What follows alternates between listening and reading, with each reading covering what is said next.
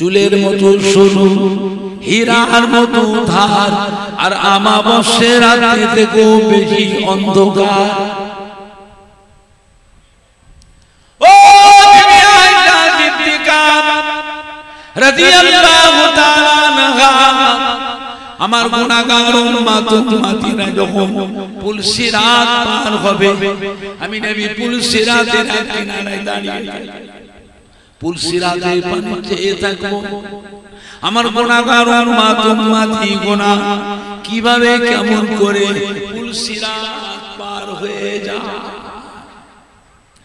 ও বিবি আয়েশা সিদ্দিকা, যদি কোনো গুনাহগার বান্দা পাঁচ সিঁড়ি করে জাহান্নামে পড়ে যায়, আমি নবী ছুটে গিয়ে তার হাতটা ধরে আমি নবী তাকে পুলসিরাত পার করিয়ে লব। জোরে হবে না, জোরে হবে না। আল্লাহ বিবি আয়েশা জাহান্নামের দরওয়াজার কাছে গেলে ওই জায়গায় গিয়ে আমাকে দেখতে পাবে। এই কথা শোনা মাতা মাজা কেঁদে ফেলবে। আল্লাহ নবী গো, আল্লাহ রাসূল গো, কি কথা বললেন? জাহান্নাম তো ভয়ের জায়গা, জাহান্নাম তো কঠিন জায়গা, আপনি ওইখানে কি করবেন? আল্লাহ নবী বিবি আয়েশা, আল্লাহর আযাবের ফেরেশতারা আমার অসাক্ষাতে, আমার অনুপস্থিতিতে, আমার গুনাহগার উম্মতগুলোকে আমার অসাক্ষাতে, আমার অনুপস্থিতিতে আল্লাহর আযাবের ফেরেশতারা যেন আমার গুনাহগার উম্মতগুলোকে জাহান্নামে ঢোকাতে না পারে, এই জন্য আমি নবী মাঝে মাঝে জাহান্নামের দরজার কাছে পাহারায় দাঁড়িয়ে থাকব।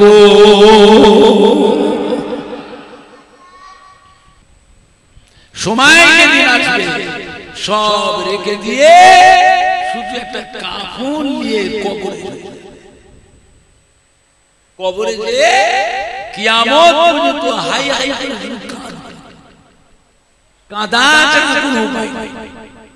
সব রেখে আসলাম, এত কষ্ট করে কামাই রোজগার করলাম, সব রেখে আসলাম। বলে হুজুর ছেলে মেয়ে আছে, ছেলে মেয়ে আছে কি হয়েছে? ছেলে মেয়ের হক আছে, বিবির হক আছে, গ্রামের গরিব দুঃখীর হক আছে, আত্মীয় স্বজনের হক আছে, মাদ্রাসা মসজিদের হক আছে। তাই বলি কি সব নিজেরও আখিরাত আছে না? না, কথা বলা নিজেরও আখিরাত আছে না? না। দুনিয়া স্থায়ী না অস্থায়ী? আখিরাত তার নিজের আখিরাতের জন্য তার থেকে কি নিয়ে করতে হবে? জীবনে একবার একটা ভালো কাজ, একটা মসজিদ কি মাদ্রাসা কি একটা মক্তব কি একটা দ্বীনি প্রতিষ্ঠান কি একটা ইসালে সওয়াব কি একটা গোরস্থান কি একটা ঈদগাহ কি একটা সেবামূলক কাজ, বিশ্ব নবীদের মাহফিল কি একবার মক্কা মদিনা শরীফে গিয়ে সেখানেও গিয়ে কিছু টাকা খরচ করে আসে। 1000 কোরবানি যদি আপনি দেন, আপনাকে মক্কা শরীফে একটা কোরবানি দিতে হবে। বুঝতে পেরেছেন আমার ভাইজানরা, বাপজানেরা, যুবকেরা? জানবেন এইটা কাল কিয়ামতের ময়দানে আল্লাহ পাক আপনার আমার জন্য, আমার আপনার আব্বা, দাদু, নানা, আম্মা জান, দাদি জান, নানি জান, ছেলে মেয়ে, বিবির জন্য আল্লাহ কিয়ামতের ময়দানে নাজাতের একটা ওসিলা করে দেবে। আমার ভাইজানরা, বাপজানেরা, যুবকেরা, আখিরি জামানা বুঝলে কত ভেজাল দুনিয়ায়, কত ভেজাল। মোবাইলের ওয়াজ শুনবেন না, মোবাইলের ওয়াজ শুনে নিজের ঈমান নষ্ট করবেন না। মোবাইলে যেসব বক্তারা ওয়াজ করে বেয়াদবি বেয়াদবি কথা আমার নবীর নামেও গুসা মোবাইলে হচ্ছে। বিশ্ব নবী দিবস করাটা বলতে বেদাত, ঈদে মিলাদুন নবী করা বলতে বেদাত, ফাতে ইয়াজদান দুয়াজদাহাম করা বেদাত, শবে বরাতের নামাজ নেই রোজা নেই, শবে মিরাজের নামাজ নেই রোজা নাই, লাইলাতুল আশুরা মুহররম মাসের নামাজ নেই রোজা নাই, আখিরি চারশম্বা নামাজ নাই রোজা নাই, নবীর নামে মিলাদ পড়া বেদাত, ইয়া নবী সালাম আলাইকা পড়া হলো শিরক, লা ইলাহা ইল্লাল্লাহ মুহাম্মাদুর রাসূলুল্লাহ একসাথে পড়াটা হলো শিরক। জোরে বলুন নাউযুবিল্লাহ। আযানে মুনাজাত নাই, নামাজে মুনাজাত নাই, জানাজার নামাজের দোয়া নাই, মুনাজাত নাই, কবর জিয়ারত করা বলতে কবর পূজো, মাজার জিয়ারত করা মাজার পূজো, পীরদের মাজার জিয়ারত করা বলে পীর পূজো, পীর পূজো। তারাবির নামাজ 8 রাকাত, বেতরের নামাজ 1 রাকাত, এইগুলো প্রচার হচ্ছে মোবাইল। বাপ দাদার 14 পুরুষ থেকে তারাবি নামাজ পড়লো 20 রাকাত, এখন সেটা 12 রাকাত কেটে বাদ দিয়ে এখন 8 রাকাত করছে। এইগুলি প্রচার হচ্ছে। আমি তো মাইকে বলছি মুখে, ওরা মোবাইলে প্রচার করছে, কোটি কোটি মানুষ শুনছে। যার যেমন ঈমান সে সেই রকম নষ্ট হচ্ছে। নবী আমাদের মতো মানুষ, নবীকে নূরের নবী বলা যাবে না, নবী হলো মাটির নবী, নবী আমাদের ভাই। জোরে বলুন না নাউযুবিল্লাহ। হজ করতে গেলে হজে যাবেন, কাবার তওয়াফ করবে, কাবার হজ করবে, মদিনায় যাওয়া লাগবে না, মদিনায় যাওয়া লাগবে না, মদিনায় যাওয়াটা হজের শর্ত নয়। এইসব কথা মোবাইলে প্রচার হচ্ছে, বুঝলে? আল্লাহ ওয়ালারা চলে যাচ্ছে, প্রতিবাদ করা মানুষ চলে যাচ্ছে। তারা প্রতিবাদ করবে, যারা করবে ওইগুলোকে আল্লাহ দুনিয়া থেকে তুলে নেবে। ফুরফুরা দরবার শরীফ দাদা পীর কেবলার কলিজার টুকরা 5 হুজুর কেবলাগণ চলে গেলেন, বুঝলে? বসিরহাটে আল্লামা চলে গেলেন, রাজা রাজমুদ্দন মাহমুদ বখতিয়ারি রহমাতুল্লাহ আলাইহ, কানকুলি হামিদ জালালি রহমাতুল্লাহ আলাইহ, হাতিয়াড়া মাওলানা ইজহারুল হক সাহেব রহমাতুল্লাহ আলাইহ, এমনি করে করে সব জায়গায় যত ভালো ভালো মানুষ ছিলেন সব চলে গেলেন। ফুরফুরা দরবার শরীফে 5 হুজুর কেবলার দরবার অন্ধকার ফাঁকা হয়ে গেছে। 5 হুজুর কেবলার বড় সাহেবজাদা একটাও বেঁচে নেই, সব ইন্তেকাল হয়ে গেছে। এখন মুফতি আজম মেজো হুজুর কেবলা, মেজো সাহেবজাদা আল্লামা পীরে কামেল কুতুবউদ্দিন সিদ্দিকী হুজুর আমাদের বংশের মধ্যে ইনি এখন মুরব্বি, তাও অসুস্থ হয়ে পড়েছে, বাইরে আর বেরোতে পারে না। জুমার দিনটাতে ধরে ধরে ধরে ধরে বাইরে বার করা হয়। এমনি দিন যত মহব্বতের মানুষ আসে, বাড়ি মেয়েদের সরিয়ে দিয়ে যারা খাস মহব্বতের মানুষ তাদের নিয়ে বাড়ির ভিতর নিয়ে যে দেখা সাক্ষাৎ করানো হয়। শুধু তাই নয়, প্রত্যেকের বাড়িতে যে কটা ভালো ভালো মানুষ ছিল, মা চাচিরা, নানি দাদি দাদু নানা খালা ফুপু আমলি মানুষ যারা ছিলেন, প্রত্যেকের বাড়িতে ছেলেরা মেয়েরা বেটিরা নাতি পুতারা আল আওলাদেরা যাদের করে মানত সম্মান করত, সেই মানুষগুলো সব চলে গেছে। কথাটা ঠিক বলছি না ভুল বলছি? এটা যেটা আপনার বাড়িতে আর হচ্ছে না,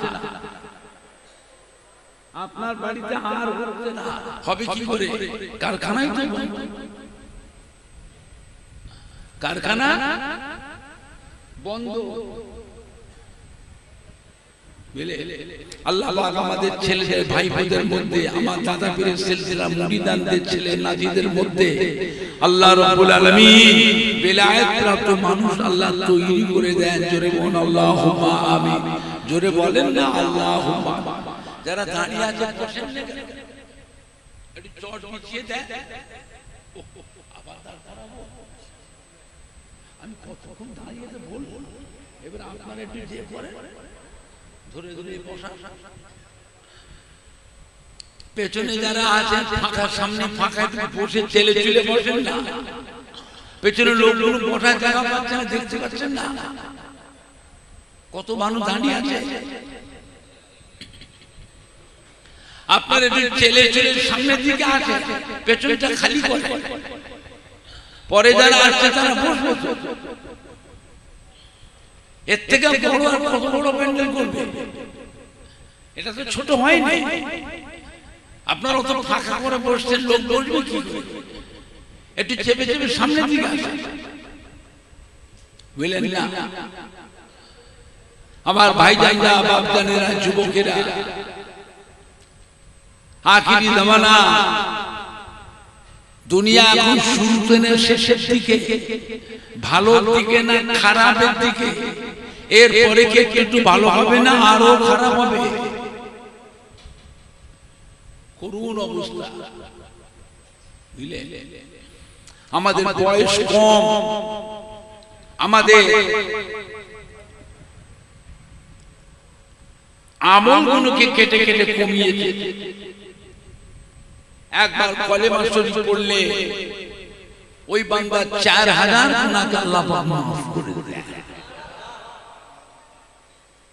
4000 নেকি তার নামে আমাল আল্লাহ লিখে আখিরাতে বেহেশতে আল্লাহ 4000 গুণ মর্যাদা তাকে আল্লাহ বাড়িয়ে দেয়। একবার সুবহানাল্লাহ তাসবিহ পড়লে ওই বান্দার, একবার সুবহানাল্লাহ তাসবিহ পড়লে 7 তবক আসমান আর জমিনের মাঝখানে যতটা জায়গা ফাঁকা আছে সম্পূর্ণ জায়গাটায় আল্লাহ পাক ওই বান্দার নামায় আমালে নেকি আল্লাহ পরিপূর্ণ করে দেয়। সুবহানাল্লাহ জোরে হবে না? সুবহানাল্লাহ জোরে হবে না? এমনি আল্লাহর ওলিদের কাছে বসলে অনেক কিছু নিয়ামত পাওয়া যায়। একবার সুবহানাল্লাহ তাসবিহ পড়লে ওই বান্দার নামে আল্লাহ পাক বেহেশতের বাগিচায় একটা সুন্দর গাছ আল্লাহ রোপণ করে। কিয়ামতের ময়দানে ওই বান্দার আমল যদি খারাপ হয়, আল্লাহ যদি ঘোষণা দেয়, ফেরেশতারা, আযাবের ফেরেশতা এই বান্দাটাকে নিয়ে গিয়ে জাহান্নামে ফেলে দাও, ওই সময় সুবহানাল্লাহ তাসবিহ নামে যে গাছ, ওই গাছগুলো কান্না রোল ওঠে। আল্লাহ পাক জিজ্ঞাসা কাঁদছে, সুবহানাল্লাহ তাসবিহ নামের গাছেদের পাক শক্তি আল্লাহ তাআলা জবান আল্লাহ পাক যাদের জবানে আপনার এই মুবারক পাক নামের তাসবিহ সুবহানাল্লাহ তাসবিহ পড়েছিল, তাদের এই নামে আমাদের ঘরে বেহেশতে এত সুন্দর বাগিচায় গাছ রোপণ করলে, তারা যাচ্ছে জাহান্নামায় আর আমরা থাকবো বেহেশতে। আল্লাহ পাক আমরা বেহেশতে থাকবো না, আমরা ওদের সাথে জাহান্নামাতেই যেতে চাই। আল্লাহ ধমক, খবরদার, তোমাদের ঘরে জাহান্নামায় পাঠাবার জন্য আমি আল্লাহ আমার বেহেশতের বাগিচায় এত সুন্দর গাছ রোপণ করি না। সুবহানাল্লাহ তাসবিহ নামের গাছ ওই সময় কাঁদতে থাকে, কান্না রোল উঠে যায় বেহেশতের বাগিচায়। আল্লাহ পাক তাহলে ওই বান্দাগুলিকে আমাদের সাথে বেহেশতে পাঠিয়ে দেন, আমাদের মনে আর কোনো দুঃখ আর আমাদের কোনো আপত্তি থাকবে না। আল্লাহ রাব্বুল আলামিন ওই সুবহানাল্লাহ তাসবিহ নামের গাছেদের কান্না, গাছেদের দোয়াকে আল্লাহ কবুল করে পুনরায় আল্লাহ পাক ওই বান্দাগুলিকে বেহেশতের ঘোষণা করে দেয়। আমার ভাইজানরা বাপজানেরা, আল্লাহর নবী দো জাহানের বাদশা জনাবে মুহাম্মদ রাসূলুল্লাহ, সকলে বলুন না সাল্লাল্লাহু আলাইহি ওয়াসাল্লাম। আল্লাহ নবী পাক বিবি জিজ্ঞাসা করলেন, ইয়া রাসূলুল্লাহ, ইয়া হাবিবাল্লাহ, আমরা আপনার বিবি, আপনাকে কত ভালোবাসি, কত সম্মান করি, খেদমত করি, কিয়ামতের ময়দানে আমরা আপনার বিবি, আমাদের কথা কি আপনার মনে থাকবে? আল্লাহ নবী কি বলেছেন? ও বিবি আয়েশা, কিয়ামতের ময়দানে এমন তিনটে জায়গা আছে, যে তিনটে জায়গায় আমার ছেলে মেয়ে বিবির কথা আমার মনে পড়বে না। এই তিনটে জায়গায় আমি আমার গুনাহগার উম্মত উম্মতির ব্যাপারে দিওয়ানা হয়ে থাকি। আম্মা জান জিজ্ঞাসা করলেন, ইয়া রাসূলুল্লাহ, ইয়া হাবিবাল্লাহ, কিয়ামতের ময়দানে কোথায় গেলে আপনার দর্শন পাবো, আপনাকে দেখতে পাবো? আল্লাহ নবী বিবি আয়েশা, আমার উম্মত উম্মতি যখন গুনাহ এবং সওয়াব যখন মিজানে ওজন করা, আমি নবী ওই মিজানের এক কিনারায় গিয়ে দাঁড়িয়ে, মিজানে দাঁড়িয়ে পাল্লা দিয়ে চেয়ে থাকে আমার গুনাহগার উম্মত উম্মতির গুনার পাল্লা ভারী হয় না নেকির পাল্লা ভারী হয়। ও বিবি আয়েশা, এই জায়গাগুলিতে আমি আমার গুনাহগার উম্মত উম্মতির ব্যাপারে দিওয়ানা হয়ে থাকি, ওখানে আমার বিবি, আমার ছেলে মেয়ের কথা মনে পড়বে। আম্মা জান আবার জিজ্ঞাসা করলেন, ইয়া রাসূলুল্লাহ, ইয়া হাবিবাল্লাহ, মিজানে দাঁড়িয়ে পাল্লার কাছে যদি আপনার দর্শন, আপনাকে দেখতে না পায়, কিয়ামতে তো বিশাল ব্যাপার, আর কোথায় গেলে আপনাকে দেখতে পাবো, আপনার দর্শন পাবো? আল্লাহ নবী বলে, বিবি আয়েশা, আমার উম্মত উম্মতিরা যখন পুল সিরাতের উপরে হলো আল্লাহর বেহেশত, আর পুল সিরাতের নিচে কি আছে? কথা বলে, চুলের মতো সরু, হীরার মতো ধার, আর আমাবস্যার রাতে থেকেও বেশি অন্ধকার। ও বিবি আয়েশা সিদ্দিকা রাদিয়াল্লাহু তাআলা আনহা, আমার গুনাহগার উম্মত উম্মতিরা যখন পুল সিরাত পার হবে, আমি নবী পুল সিরাতের কিনারায় দাঁড়িয়ে পুল সিরাতের পানি চেয়ে থাকবো, আমার গুনাহগার উম্মত উম্মতি গুনাহ কিভাবে কেমন করে পুল সিরাত পার হয়ে যায়। ও বিবি আয়েশা সিদ্দিকা, যদি কোনো গুনাহগার বান্দা পাঁচ সিজদা করে জাহান্নামে পড়ে যায়, আমি নবী ছুটে গিয়ে তার হাতটা ধরে আমি নবী তাকে পুল সিরাত পার করিয়ে লব। জোরে হবে না? জোরে হবে না? নবী বলছেন আমি পারবো। আল্লাহ কি বলে, হাবিব, আমার কোন বান্দার অন্যায় অপরাধের জন্য, ত্রুটি বিচ্ছেদের জন্য, পাপের জন্য আমি আমার ওই বান্দাটাকে তাড়িয়ে দিয়ে আমার কাছ থেকে বের করে ওই উম্মতটা যদি খুঁজে খুঁজে খুঁজে খুঁজে খুঁজে খুঁজে আপনার কাছে গিয়ে কান্নাকাটি করে, আপনার কাছে গিয়ে যদি মাপ চায়, আপনি যে ওই উম্মতটার জন্য আমার কাছে সুপারিশ করে, আমি আল্লাহ আপনার সুপারিশকে কবুল করে পুনরায় ওই বান্দাটাকে আমি আল্লাহ নাজাত দিয়ে দেব। বুঝলে, আল্লাহ নবী বিবিদের ভিতরে অত্যন্ত আদরের স্ত্রী হলেন আম্মা জান আয়েশা সিদ্দিকা রাদিয়াল্লাহু আনহা, হযরত আবু বকর সিদ্দিকের মেয়ে।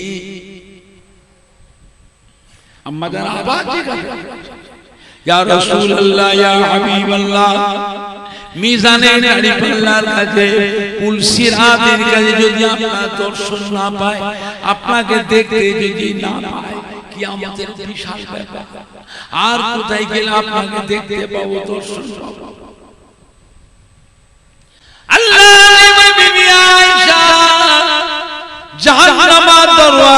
কাছে গেলে ওই জায়গায় গিয়ে আমাকে দেখতে পাবে।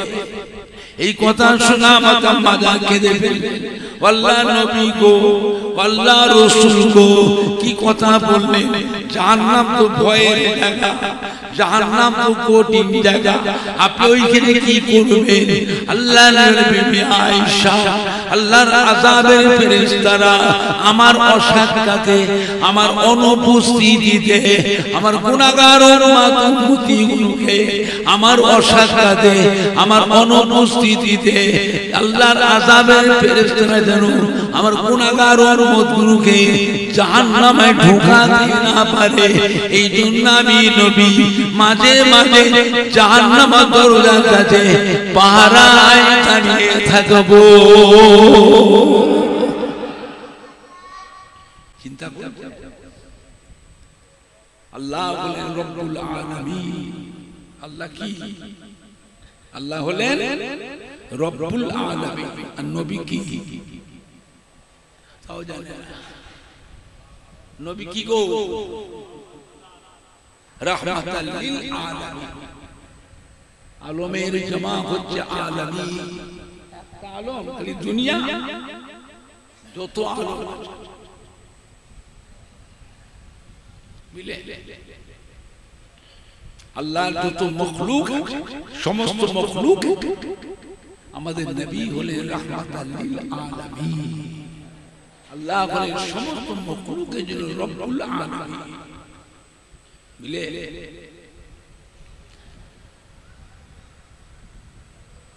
কিয়ামতের ময়দানে এক ব্যক্তির গুনাহ এবং সওয়াব ওজন দেখতে পাওয়া যাবে, সবই গুনাহ। নেকি বলতে কি? সবই গুনাহ। আল্লাহ হুকুম, যাও ফেরেশতা ওই বান্দাটাকে নিয়ে যে জাহান্নামে ফেলে দাও। আল্লাহর আযাবের ফেরেশতা ধরে তাকে টেনে টেনে টেনে টেনে জাহান্নামে দিবে। আমরা আমার আপনার নবী, দয়ার নবী, নূর নবী, উম্মতের আরেকটা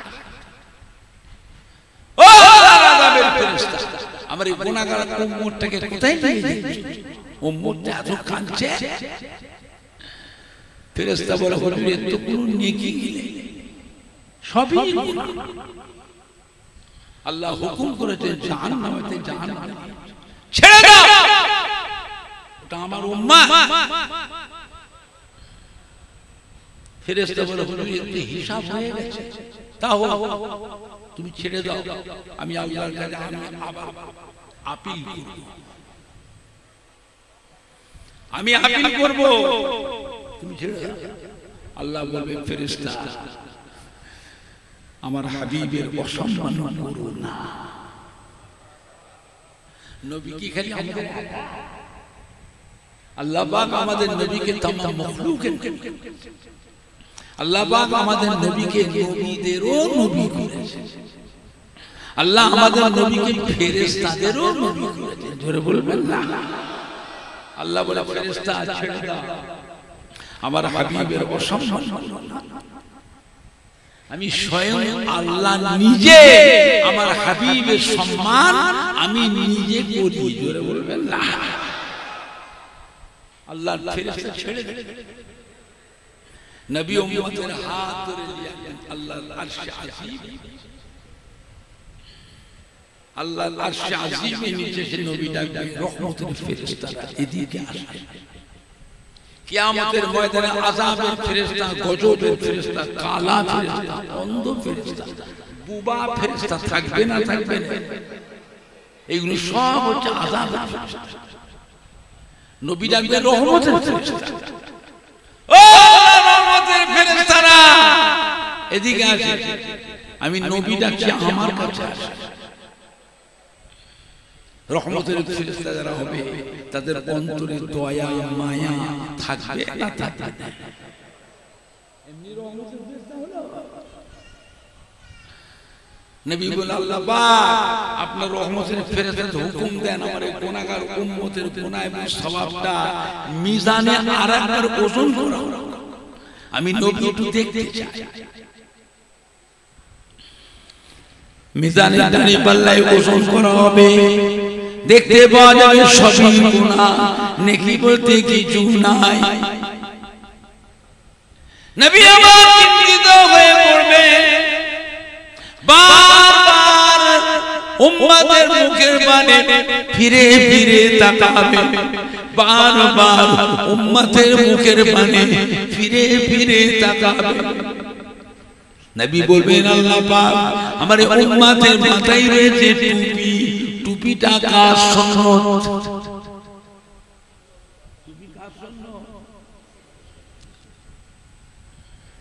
আল্লাহ পাক আমার উম্মতের মুখে রয়েছে দাড়ি, দাড়িটা কার সুন্নত?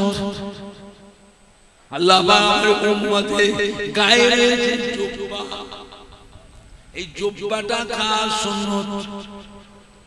ও আমিন, আল্লাহ পাক আপনি তো বলেছেন আমার আখিরি জামানার পয়গম্বরের একটা সুন্নতকে যারা আমল করবে আমি আল্লাহ পাক তার নামায় আমালে 100 শহীদের সওয়াব লিখে দেব। তিনটে সুন্নত, টুপি, দাড়ি, জুব্বা, কটা সুন্নত হলো? তাহলে সওয়াব 300 শহীদ।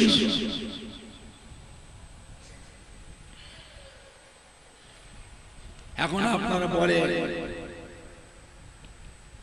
মসজিদে আযান হয়ে কাজ কারবার করে, চাকরি বাকরি করে, চাষাবাদ করে, দোকানদারি করে, ফেরি করে, কাজ সেরে বাড়িতে এসে জামা কাপড় খুলে মুখ হাত ধুয়ে কিছু খাবে, মসজিদে আযান তাড়াতাড়ি করে জামাটা কাঁধে করে নিয়ে মসজিদে যে উযু করে পাঞ্জাবিটা পরিধান করে পকেটে হাত, টুপি নেই। এখন উপায় খালি মাথায় নামাজ পড়বে, মসজিদে টুপি থাকে না, থাকে না, মসজিদে টুপি মাথায় নামাজ পড়বে। ও বাবা, মসজিদে যে টুপি নেই, যেসব মুসল্লিরা খালি মাথায় এসেছিল তারা ওই মসজিদের টুপিগুলো মাথায় দিয়ে নামাজে দাঁড়িয়ে গেছে। এখন আপনি কি করবেন? টুপির জন্য ঘর যাবে, জামাত শেষ কি করবে? খালি মাথায় নামাজ পড়ে, খালি মাথায় নামাজ হয়ে যাবে। তাই বলে রোজ খালি মাথায় নামাজ পড়বে তাও জানে না, রোজ খালি মাথায় পড়বে তা টুপিটা কার সুন্নত?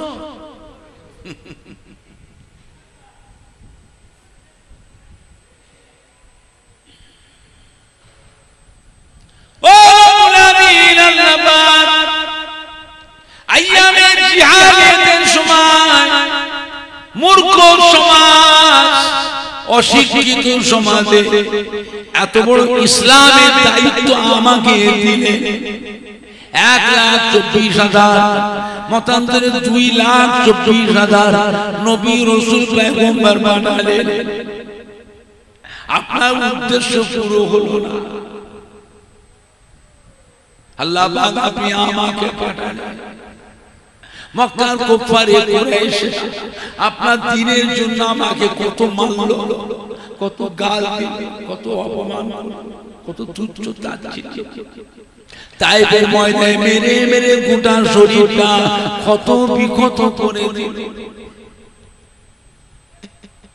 গোটা শরীরটা রক্তাক্ত হয়ে গিয়েছে, শরীরে রক্তগুলো গড়িয়ে গড়িয়ে পা মোবারকের চাম হয়ে জমে নবী আর হাঁটতে পারছে, জমিনে পড়ে বেহুশ হয়ে গেছে।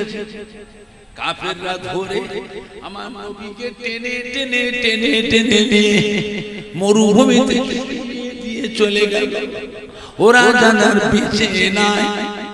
আল্লাহ পাক ওই অবস্থার ভিতরে আপনি আমাকে জীবিত রেখেছিলেন। ও মুমিন, আল্লাহ পাক উহুদের যুদ্ধে শত শত কাফের আমার নবীকে লক্ষ্য করে তীর নিক্ষেপ করতে লাগলো। ওই তীরের মুখে বিষ মাখিয়ে নিক্ষেপ করছে।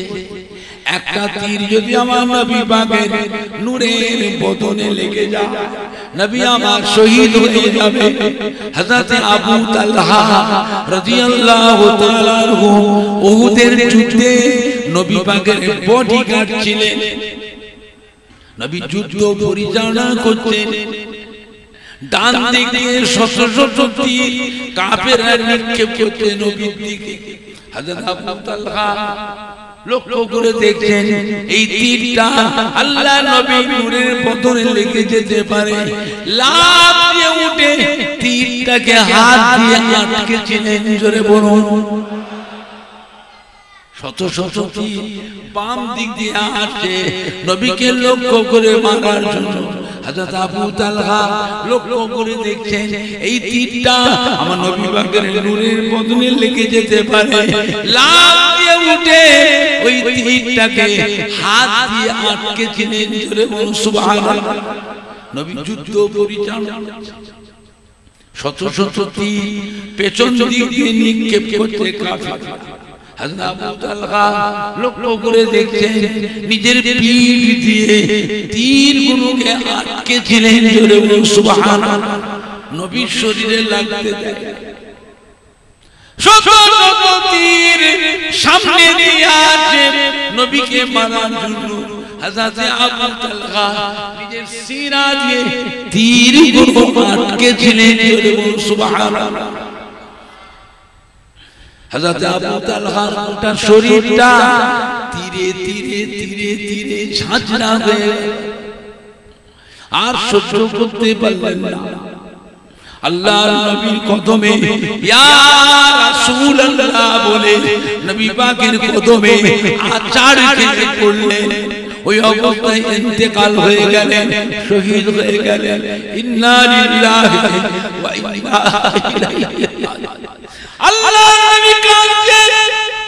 ও সাহাবারা এসো, বাবারা এসো, দেখবেন ও বাবারা মক্কার নিষ্ঠুরে গণেরা পাশান পাশানিরা আমার নির্দোষী সাহাবাকে কিভাবে মেরেছে, কিভাবে শহীদ করেছে। দেখো বাবারা, দেখো বাবারা, গুনে গুনে দেখো। হযরত আবু তালহা আল্লাহর নবী কদমের কাছে পড়ে আছে, রক্তাক্ত অবস্থায় ইন্তেকাল অবস্থায় শহীদ হয়ে। নবী পাক গুনে দেখো না, সাহাবারা 1 2 3 4 5 করে তীর গুনে গুনে দেখছেন। 82টা তীরে, 82টা তীরে হযরত আবু তালহা গোটা শরীরটা ঝাঁঝরা হয়ে গিয়েছে। আল্লাহ নবী কাঁদছেন, বলছে বাবারা, বাবারা, ও সাহাবারা, আমার আবু তালহা আমার সাথে আল্লাহর রহমতে বেহেশতে মেহমান হয়ে গিয়েছে। জোরে হবে না, জোরে হবে না।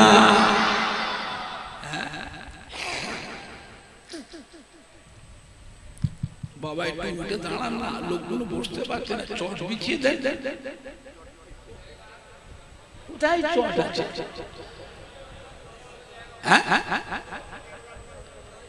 পিছন থেকে কমিটির ছেলেরা, যুবকরা চট বিছিয়ে দাও, মেহমানকে বসতে দাও, মেহমানকে বসতে দাও।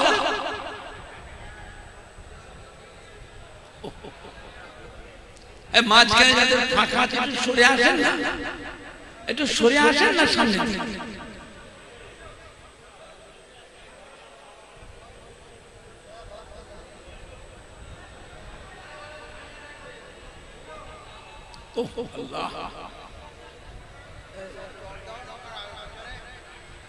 পেছন দিকটা চট বিছিয়ে দাও, আর একটা চট দাও না ছেলেরা, চট দাও না বাবা। আর মাঝখানে আমি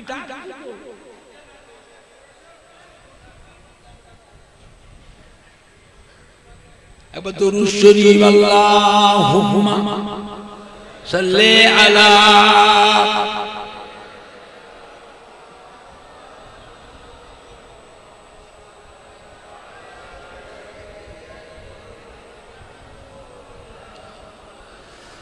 जोरे जोरे कलमा ला इलाहा इल्लल्लाह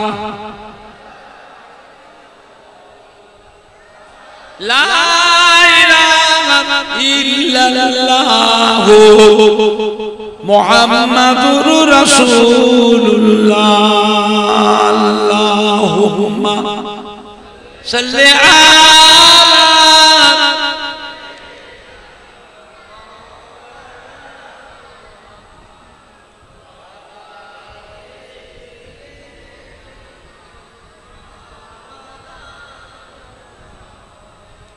আমার ভাই জানেরা বাপ জানেরা একজন কাফের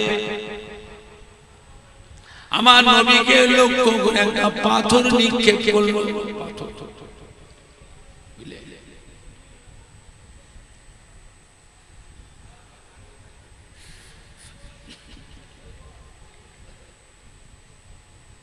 এই চটগুলো এই সাইড থেকে নিয়ে যাও পিছন দিকে বিছিয়ে দাও ছেলেরা বিছিয়ে দাও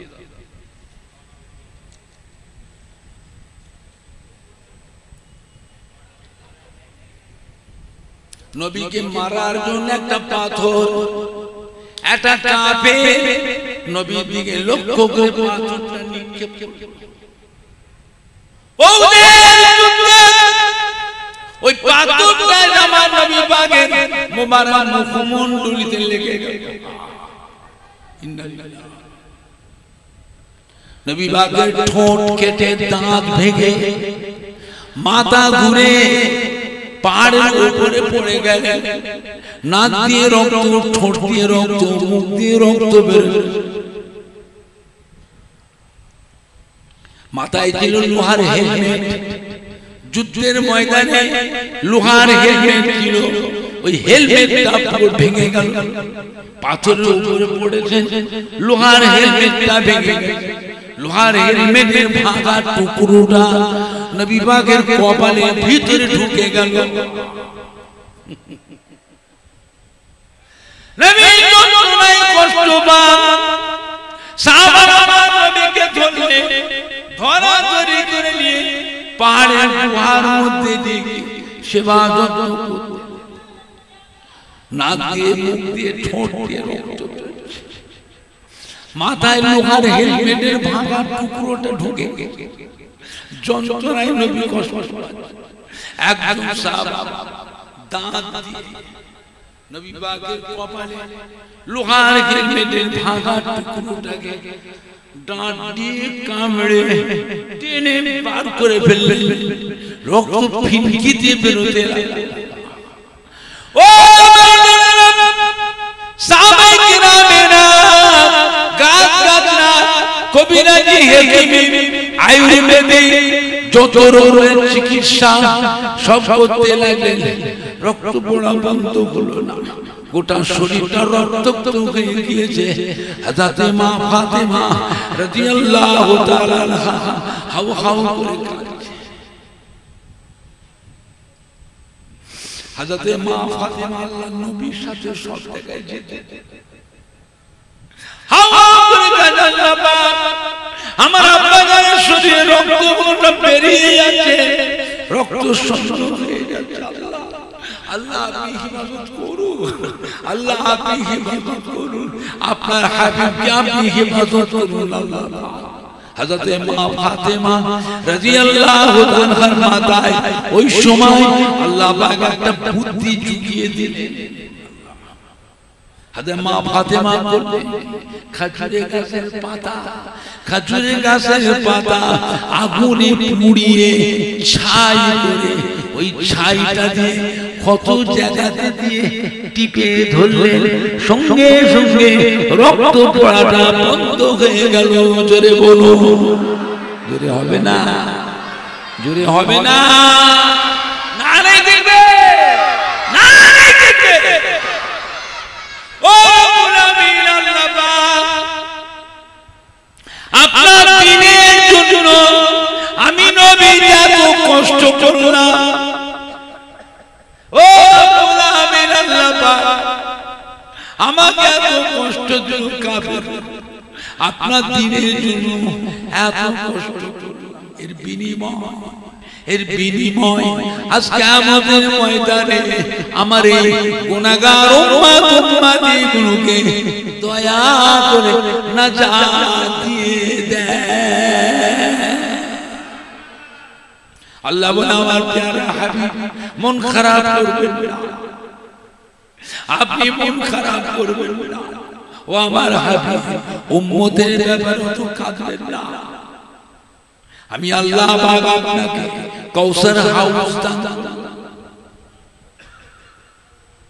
কিয়ামতের কঠিন হাসরের দিন দুনিয়ার একটা দিন হবে 50,000 বছরের দিন হবে কিয়ামত। সেদিন মাথার উপরে সূর্যটা আল্লাহ নামিয়ে দেবে আধা দুটো। এই সূর্যের আল্লাহ 12টা মুখ আল্লাহ খুলে দেবে, 12টা মুখ দিয়ে একসাথে কিরণ তাপ সূর্যের তাপেতে জমিনটা পুড়ে লাল তামা হয়ে যাবে, মাথার ঘিনু ব্রেনটা মগজটা গলে তরল হয়ে যাবে, মাথার ঘিনুটা গলে নাক দিয়ে কান দিয়ে চোখ দিয়ে মুখ দিয়ে মাথার ঘিনু গলে গলে পড়তে থাকবে। গোটা কিয়ামতের ময়দানে কান্নার রোগ উঠে যাবে, সবার মুখে একটাই কথা, পানি পানি পানি পানি পানি। আমার প্যারা হাবিব, আমি কিয়ামতের ময়দানে আপনাকে কাউসার হাউস দান, হযরত আদম খলিল, ইব্রাহিম খলিলুল্লাহ, ইসমাঈল জবিহুল্লাহ, নূহ নবীউল্লাহ, ঈসা রূহুল্লাহ, মুসা কালিমুল্লাহ, দাউদ খলিফাতুল্লাহ, কোন নবীকে কাউসার হাউস দিই নাই, আমি আপনাকে দিয়েছি, আপনি হাবিবুল্লাহ, আমার বন্ধু, আমার দোস্ত। এই কাউসার হাউসের পানি আপনি নিজে হাতে করে ওই কিয়ামতের ময়দানে কঠিন পিপাসায় কাতর হয়ে আপনি আপনার উম্মত উম্মতিগুলোকে কাউসার হাউসের পানি নিজে হাতে করে পান করাবেন। জোরে বলুন, আপনার হাতের কাউসার হাউসের পানি যে উম্মতটা পান করবে কিয়ামতের ময়দানে 50,000 বছর তাকে আর পানির পিপাসা লাগবে না। কিয়ামতের ময়দানে ওই সূর্যের মুখটা তার শরীরে আর লাগবে না। জোরে বলুন, জোরে হবে না। কিয়ামতের ময়দানে কাউসার হাউসের পানি কোন নবীর উম্মতেরা পাবে না, একমাত্র হযরত আদম আলাইহিস সালাম থেকে নিয়ে ঈসা নবী পর্যন্ত। এটা নবী উম্মত, অন্য কোন নবীর উম্মত না। হযরত আদম নবী থেকে ঈসা নবীকে আল্লাহ হুকুম করে জানান, আপনারা যান আমার হাবিবের কাছে, আমার হাবিবের কাছে চেয়েছে ওই কাউসার হাউসের পানি আপনি আপনারা পান করুন। জোরে বলুন সুবহানাল্লাহ। আমাদের নবীর কাছে কাউসার হাউসের পানি চেয়েছে পান করবেন। জোরে বলবেন না।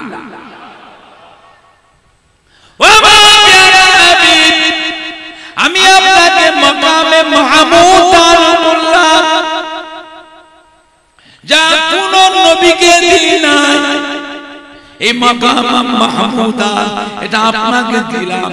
এই মাকামে মাহমুদে আপনি থাকবেন আর আমি স্বয়ং আল্লাহ থাকব। এই মাকামে মাহমুদের আপনি আমাকে সিজদা, আপনি আমাকে সিজদা করবেন। আমার হাবিব ওই অবস্থায় আপনি আমার কাছে আপনার উম্মত উম্মতির জন্য সুপারিশ করবেন। ও আমার প্যারা হাবিব, এই মাকামে মাহমুদে কোন নবী প্রবেশ করতে পারবে না, কোন ফেরেশতা একজন ফেরেশতাও প্রবেশ করতে পারবে না। আপনি থাকবেন আর আমি, আপনি আমাকে সিজদা হাতে উম্মতের জন্য সুপারিশ করবেন। আমি আপনাকে লজ্জিত করব না। অসম্মানিত করব না। আপনার দোয়াকে আমি সুপারিশে ফেরাবো না। আপনার সুপারিশ কবুল করে নিয়ে সর্বপ্রথমে আপনার উম্মত উম্মতিগুলোকে আমি আল্লাহ আগে নাজাত দিয়ে দেব। জোরে হবে না, জোরে হবে না। আল্লাহ পাক আমাদের সকলকে আমার নবীর সুপারিশ আল্লাহ নসিব করুন। হাউজে কাউসারের পানি আমার নবীর হাতের পানি আল্লাহ আমাদের সবাইকে নসিব করুন। জোরে বলেন আল্লাহুম্মা, জোরে বলেন না আল্লাহ। দরুদ শরীফ আল্লাহুম্মা সাল্লি আলা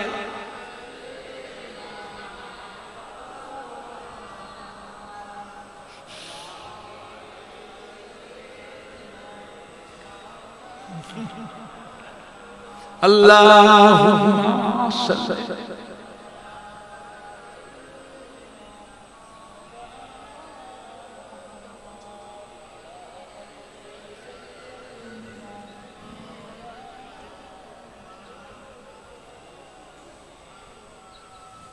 Allahumma salli ala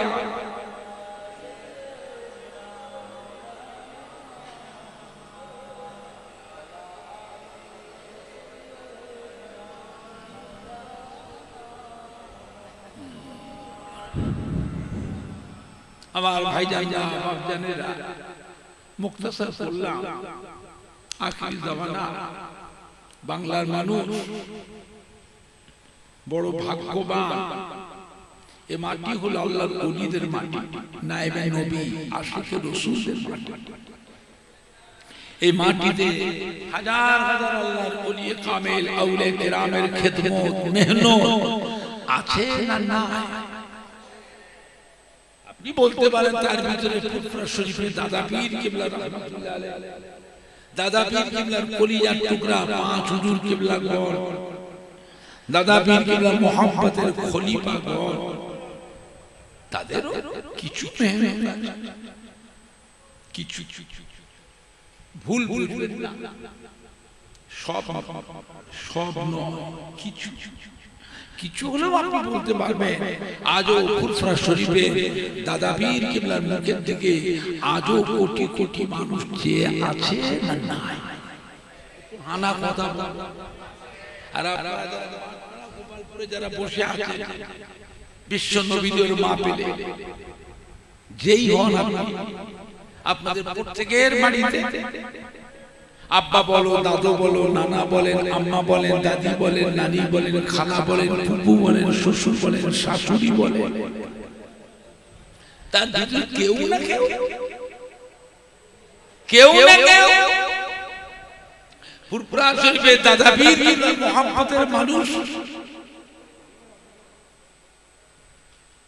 বাংলার মানুষ বড় ভাগ্যবান।